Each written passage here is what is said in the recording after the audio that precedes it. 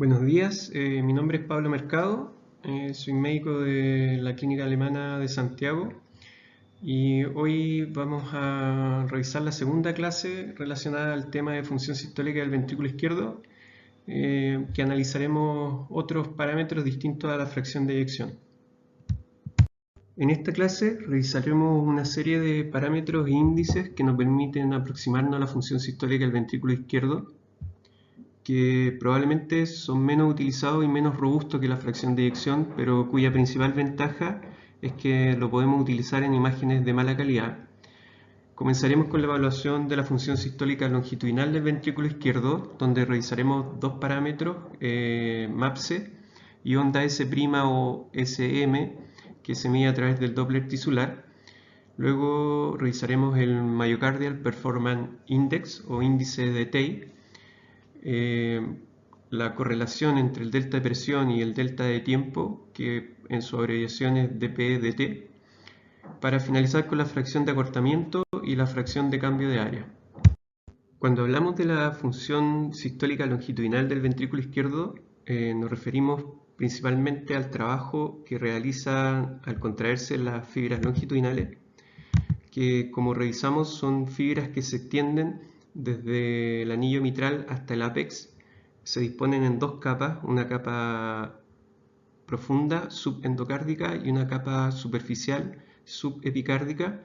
Al contraerse en sístole generan que el anillo mitral se dirija hacia la punta del corazón y en diástole se produce el movimiento de vuelta hacia su posición basal. Si tuviésemos que decir cuánto participa la contracción de las fibras longitudinales en la fracción de eyección, es mucho menor que la contracción de las fibras circulares y corresponde aproximadamente al 20%. Y para el análisis de la función sistólica longitudinal del ventrículo izquierdo vamos a analizar dos parámetros. El primero, Mitral Annular Plane Systolic Excursion, conocido como MAPSE, que es prácticamente un equivalente del TAPSE, que es más conocido, pero este es del ventrículo izquierdo, el TAPSE es del ventrículo derecho. Y la onda S' o SM, que se mide a través de Doppler tisular. Para medir MAPSE se mide en 4 cámaras con el modo M. En esta imagen superior vemos marcado por las flechas blancas el desplazamiento del anillo mitral en sístole y en diástole. Esta línea roja representa el cursor del modo M, que está interrogando el anillo mitral en su pared lateral. Y en la imagen inferior vemos una serie de ondas medidas por el modo M, donde el extremo superior de la onda es en sístole, donde el anillo mitral se acerca hacia el transductor, y la zona deprimida es el diástole, donde el anillo mitral se aleja del transductor. Para medir el MAPSE tenemos que medir desde la máxima de presión diastólica hasta la máxima altura del sístole, como lo muestra esta flecha roja. El valor normal es mayor o igual a 10 milímetros, que corresponde con una fracción de eyección mayor a 55%. Lo recomendado es medirlo tanto en el anillo lateral como en el anillo septal y hacer un promedio de ambas medidas, y también medirlo en 3 ciclos cardíacos distintos y promediar esos 3 ciclos para mejorar la exactitud de la medida. Bueno, MAPSE, al igual que todos los parámetros, tiene ventajas y limitaciones. Las ventajas es que es fácil de medir, simple y rápido. Está demostrado que tiene una baja variabilidad inter e intraobservador, por lo tanto es una medida reproducible. Buena correlación con la fracción de eyección en ventrículos izquierdos normales, y sobre todo que es útil en imágenes de mala calidad, porque el modo M tiene una resolución temporal mucho más alta que la imagen 2D y el anillo mitral es muy ecogénico, por lo tanto es fácil de medir. Y en relación a las limitaciones, todas las mediciones de la función sistólica longitudinal están afectadas por el ángulo de medición. Esto se refiere a que el modo M en este caso va a estar midiendo el desplazamiento del anillo mitral, en el eje vertical, por lo tanto el ventrículo izquierdo tiene que estar muy bien alineado a ese eje. Las alteraciones segmentarias también causan problemas porque esto se refiere a estamos midiendo el MAPS en la pared lateral y el paciente tiene una hipoquinesia o una aquinesia por un infarto antiguo, por ejemplo, en esa pared.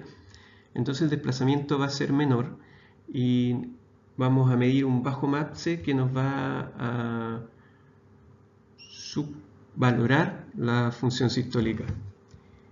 Y otro problema importante es que la función sistólica longitudinal se altera por otros factores, como por ejemplo la edad, en caso de hipertrofia del ventrículo izquierdo, en caso de miocardiopatía infiltrativa.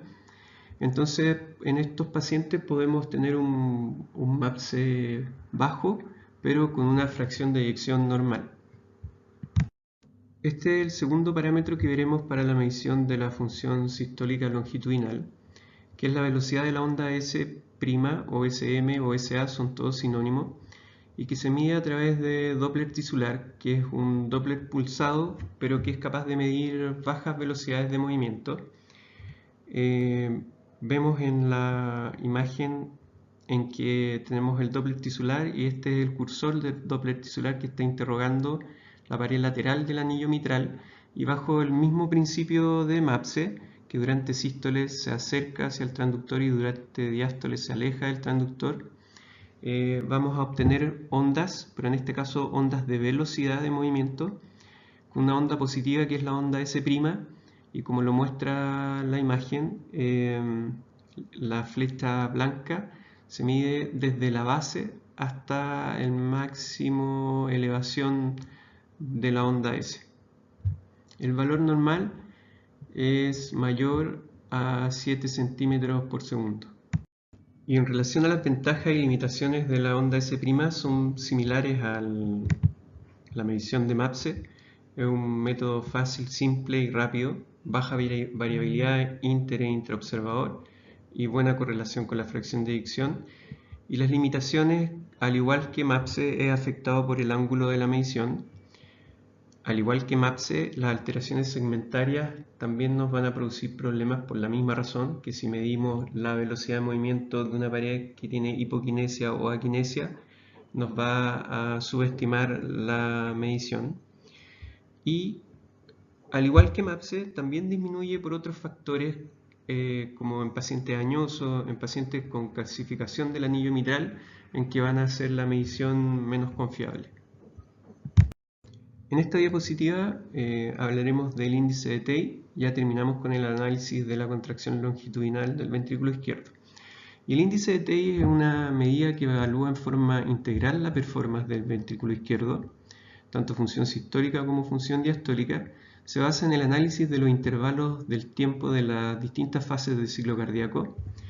Se mide en 4 cámaras con Doppler pulsado, primero en el tracto de salida del ventrículo izquierdo, donde calcularemos el tiempo eyectivo, que está denominado con una letra B, y luego en el anillo mitral, denominado con una letra A minúscula, calculamos el tiempo de fin de la onda A de llene ventricular izquierdo hasta el comienzo de la onda E de llene ventricular izquierdo del sístole siguiente. Esta medición incorpora el tiempo de contracción isovolumétrica, el tiempo eyectivo y el tiempo de relajación isovolumétrica. Y a la derecha tenemos la fórmula cómo se calcula, que es A menos B partido por B. Mientras más largos son los periodos de tiempo isovolumétrico, mayor es el índice de Tate, por lo tanto peor es la función del ventrículo izquierdo.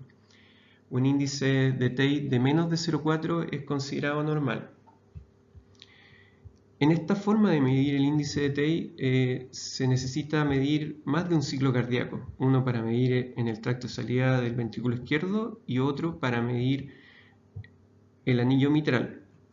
Por lo tanto, esto podría disminuir la exactitud de la medida.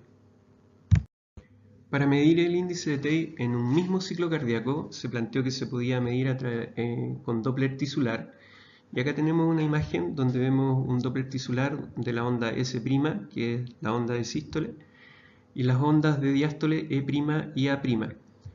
Podemos ver que podemos calcular el tiempo eyectivo con la letra B y el tiempo entre los dos yenes del ventrículo izquierdo con la letra A en el mismo ciclo cardíaco y calcularlo igual como lo calculamos en la diapo anterior con la fórmula siguiente, A menos B partido por B.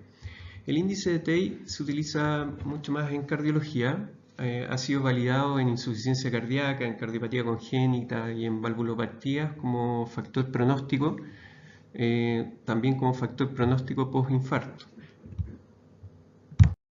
Sus ventajas es que se puede medir en imágenes de mala calidad y es un buen predictor de morbilidad y mortalidad en pacientes con falla cardíaca y post-infarto. Las limitaciones es con el método descrito primero, que es con Doppler pulsado, no permite medir en el mismo ciclo cardíaco, lo que podría disminuir la exactitud de la medida y que esto se ve resuelto cuando se mide con Doppler tisular. Otro parámetro de función sistólica es la relación entre el delta presión y el delta tiempo del ventrículo izquierdo, que es una medida invasiva. Para su medición necesitamos conocer la presión intraventricular, por lo tanto se requiere una cateterización intraventricular y nos muestra con qué velocidad el ventrículo izquierdo es capaz de generar presión en el tiempo durante la contracción isovolumétrica. Acá tenemos una curva de presión intraventricular y acá abajo tenemos la curva de delta presión partido por delta tiempo. Y vemos que comienza la contracción isovolumétrica y se empieza a generar un aumento de presión dentro del ventrículo izquierdo y el pico del índice va a estar determinado con la pendiente de la curva de ascenso de presión. Mientras más rápido es capaz de generar presión el ventrículo izquierdo, refleja que tiene una mejor contractilidad y por lo tanto se genera una pendiente y se genera una curva con mayor pendiente. Es un buen índice de función sistólica, es un reflejo más fidedigno de la contractilidad de las fibras del miocardio, ya que está poco afectado por las cargas, es decir, por la precarga y la poscarga. Bueno, ustedes se preguntarán qué tiene que ver esto con la ecocardiografía. Lo que pasa es que se describe una forma no invasiva de aproximarse a la medición del DPDT con ecocardiografía, pero para poder calcularla es necesario tener una curva de insuficiencia mitral. En este esquema vemos una imagen de 4 cámaras, la válvula mitral, reflujo que idealmente tiene que ser central, se mide con Doppler continuo y esta es la imagen que obtenemos en la curva de reflujo mitral. Por supuesto, como todo Doppler, tiene que estar paralelo al reflujo mitral para que la medida sea más exacta. Para medirlo, primero necesitamos la imagen de 4 cámaras, ponemos el Doppler color para identificar un reflujo mitral central, luego perpendicular al eje del reflujo ponemos el Doppler continuo que nos va a dar una serie de curvas como se ve en la imagen B. Y en estas curvas medimos la pendiente de la curva entre la velocidad 1 metro por segundo y la velocidad 3 metros por segundo. Esto nos va a dar, el software lo calcula y nos va a dar un valor de PDT en milímetros de mercurio por segundo.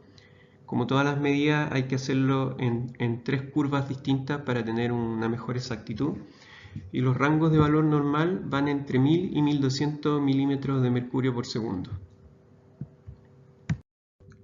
Bueno, acá tenemos lo mismo en una imagen ampliada y consiste en medir la pendiente entre 1 metro por segundo de velocidad y 3 metros por segundo. El software calcula el DPDT que lo entrega en milímetros de mercurio por segundo. 763 es un DPDT disminuido. Las ventajas de este método es que es relativamente independiente de las cargas por los tanto es más cercano a la contractilidad cardíaca. No se afecta por los trastornos segmentarios y sería útil en insuficiencia aórtica e insuficiencia mitral moderada a severa.